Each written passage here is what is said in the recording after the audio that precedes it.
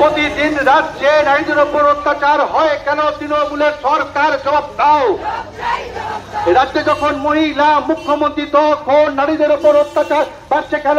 তৃণমূল জবাব দাও। এই জবাবের দাবিতে আজকে সিওপি দপ্তরে ডেপুটেশন চলছে। কমরেড বাইরে দাঁড়ান, বাইরে দাঁড়ান, ভেতরে ঢুকবেন না, বাইরে দাঁড়ান। যারা সমর্থক আছে তারাও হচ্ছে এই আন্দোলনে আজকে সামিল হয়েছে।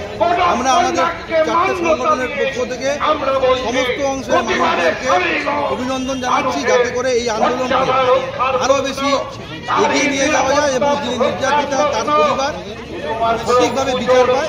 এই দাবি হচ্ছে আমাদের ছড়দামা দাবি আছে।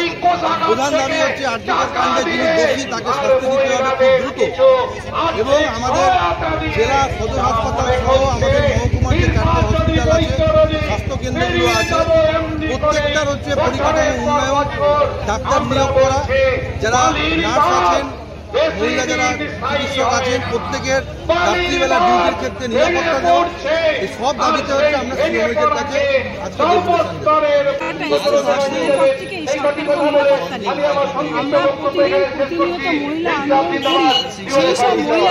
যারা প্রতিদিন নির্যাতিতা হচ্ছে, প্রতিদিন তারা মহিলারা পড়ে থাকছে রাস্তায়, খানা খন্দে বিভিন্নভাবে ক্ষতবিক্ষত দেহ তারা পড়ে থাকছে। ফলে আমরা আজকে দাঁড়িয়ে আমরা সারা রাজ্যের বুকে 8 তারিখের পর থেকে আমরা সারা রাজ্যের বুকে এবং থানা থেকে শুরু করে সমস্ত যে প্রশাসনিক জায়গাতে আমরা দাবি আন্দোলন করতে নেমেছি যে আমরা দীর্ঘ 14 বছর সহ্য করেছি বর্তমান সরকারের এই অত্যাচার। ফলে আমরা শাস্তির দাবি চাইছি, যে প্রতিনিয়ত যারা এই ঘটনা ঘটাচ্ছে শাস্তির দাবি করছি আমরা মহিলা কংগ্রেস।